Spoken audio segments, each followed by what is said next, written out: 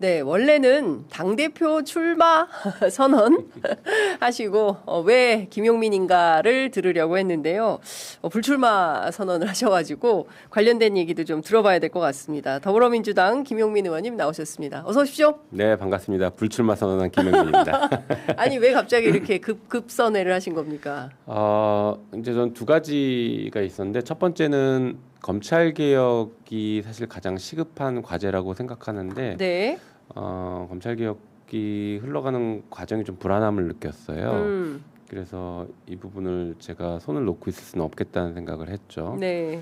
또 하나는 제가 당대표 출마를 적극적으로 검토하면서 예. 사회 대개혁 지도라는 것을 발표를 했었습니다. 그래서 이번 전당대회에서는 후보들이 이런 개혁 지도를 내놓고 네. 과제 중심으로 경쟁하자, 노선 경쟁하고 어떤 과제를 경쟁하자. 너무 좋은 얘기인데. 그렇죠. 예. 그렇게 해서 제가 발표했고 예. 다른 후보들도 제시해 달라라고 이렇게 요청을 했었어요. 네. 그래서 그런데 그렇게 했더니 그 유력 두 후보분들이 둘 다 좋은 것 같다라는 긍정적인 반응을 보이셨고, 네. 그 중에 한 후보는 오늘 그걸 전달식을 하고 싶다. 일종의 전달식이라고 표현하면 좀 그렇긴 한데, 네. 그걸 좀 전달받고 싶다 공식적으로 이렇게 요청이 왔습니다. 예. 그래서 이게 한편으로는 제가 지금 그리는 전당대회 문화로 바뀔 수 있겠구나라는 생각도 들고 해서 그런 과정들이 네. 꼭 제가 당대표 출마를 안 하더라도 물꼬를 좀 방향을 틀 수 있겠다. 틀어놨다라고 예. 생각이 됩니다. 예. 실제 당원분들도 제가 발표한 사회 대개혁 지도에 대해서 호응이 꽤 많으셨고 네. 이런 것들을 우리 전당대회에서 후보들이 발표해야 된다라고 네, 네. 하면서 기자회견까지 하셨거든요. 촉구하는 기자회견. 네. 그래서 전당대회 문화나 흐름이 상호 비방이나 뭐 누가 더 누구랑 친하냐 이런 게 아니라 네. 무엇을 하겠다. 그렇죠. 이것은 어떤 의미를 갖는다. 예. 이런 토론들을 하고 당원들에게 평가받는 흐름으로 좀 바꿀 수 있겠다는 희망이 생겼습니다. 의원님 제가 매일 얘기하는 건데. 그러셨어요?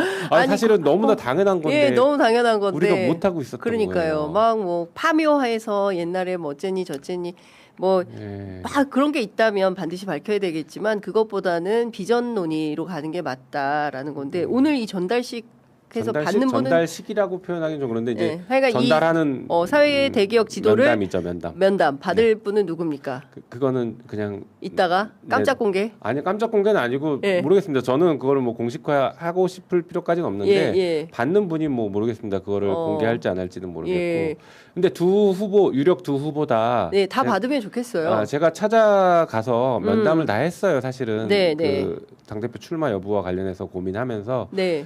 그랬는데 이 사회 대개혁 지도에 대해서 두 후보 다 예. 굉장히 긍정적인 반응을 보이셨고 네. 굉장히 좋은 것 같다. 예. 이렇게 하고 있어서 아마 두 후보 다 오늘 한 분이 뭐 그걸 받는다면 다른 후보 한 분도 당연히 적극적으로 또 수용하겠다라는 입장을 표명해 주실 거라고 기대합니다. 그래서 전당대회가 아름답게 올라갔으면 좋겠습니다. 네, 정말 아름답게 흘러가면 좋을 것 같습니다. 앞서 검찰 개혁에 대한 불안함이 있으셔서 네. 안 되겠다. 나라도 당대표 출마해서 이걸 해야 되겠다라고 생각을 하셨다고 말씀 주셨어요. 아니 그래서 포기를 한 거죠. 그래서 지금 7월 중에 끝내야 되니까. 검찰 개혁을 하기 위해서. 네, 전당대회가 8월 17일인데 예. 제가 당대표로 출마하면 검찰 개혁 얘기를 많이 할 수는 있죠. 마이크가 많이 주어지니까. 그런데 그 전에 끝내야 되는 상황이라. 실무. 예. 그러니 전당대회 이슈로 가져가면 안 될 것 같고 자연스럽게 잘 될 줄 알았는데 이것이 좀 불안불안하게 흘러가는 느낌이어서 걱정이 돼서. 그 얘기 좀 여쭤보도록 하겠습니다. 방금 전에 홍기원 의원께서 보안수사권이라는 타이틀을 걸고 페이스북에 글을 올리셨어요. 어제 한병도 당대표 대행께서 보안수사권 완전 폐지는 확고부동하다고 이야기를 했습니다.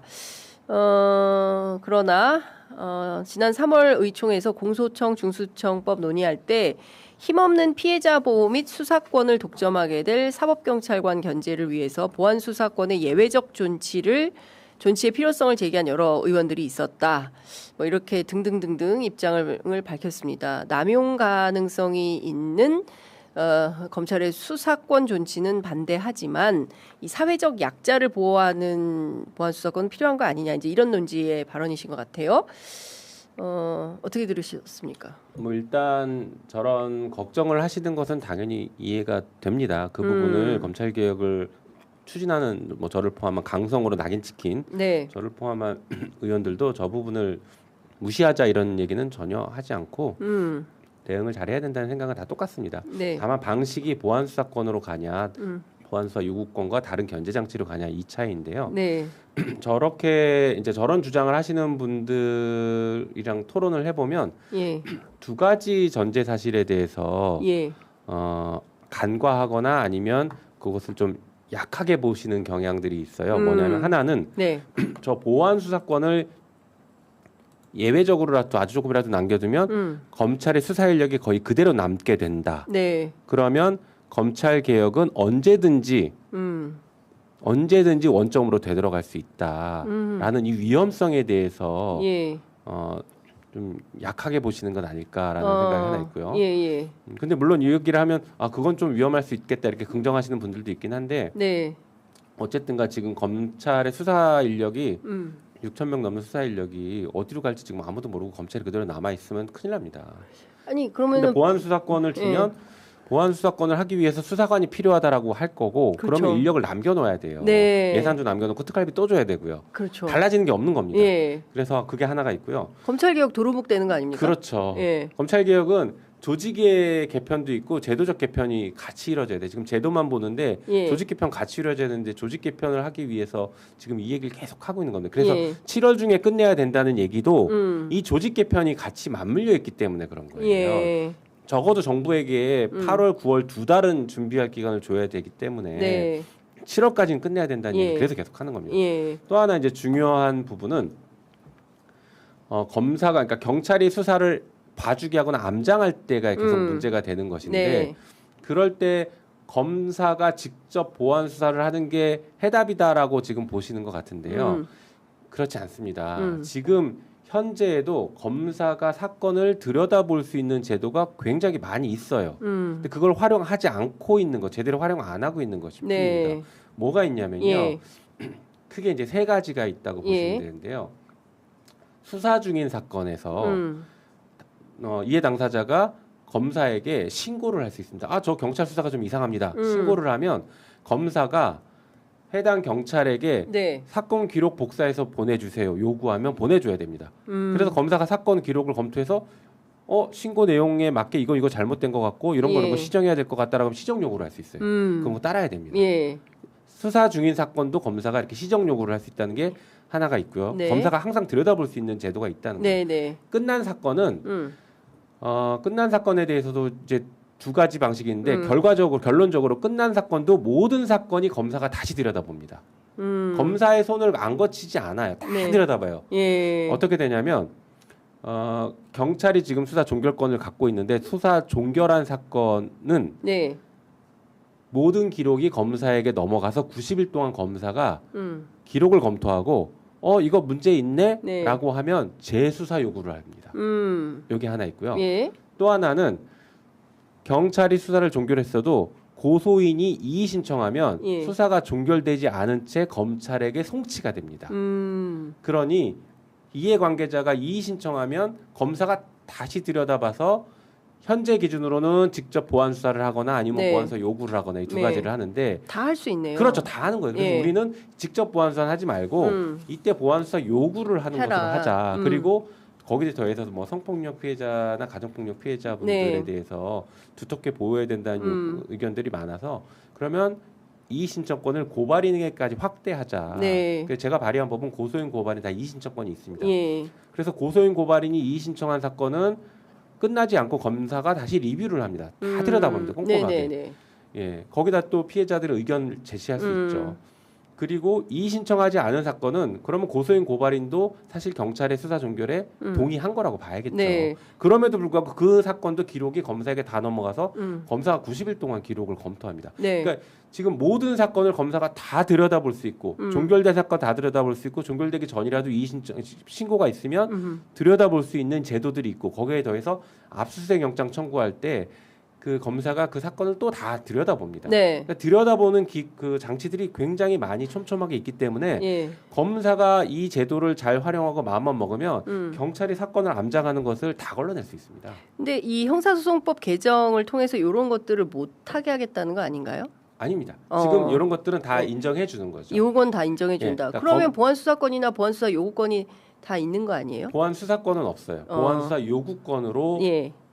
수사기관에게 예. 이런 수사를 더 하세요라고 요구할 수 있는 권리. 요구하는 것이죠. 예. 근데 지금 같은 경우에는 보안 수사 요구가 이제 되게 시간이 지체된다 이런 지적이 있어요. 그거는 보안 수사 요구를 구체적으로 하지 않고 일반적으로 혹은 추상적으로 뭐 하는 경향들이 있어서 그런데 네, 네. 저희가 지금 형사소송법 새로 뭐 발의한 것에는 네. 구체적으로 예. 대통령령으로 정하는 방식으로 예. 기한을 정하거나 기한을 정하지 않으면 3개월 이내에 하는 것으로 해서 90일로. 예, 예. 구체적으로 예. 수사 요구를 합니다. 예를 들면 예.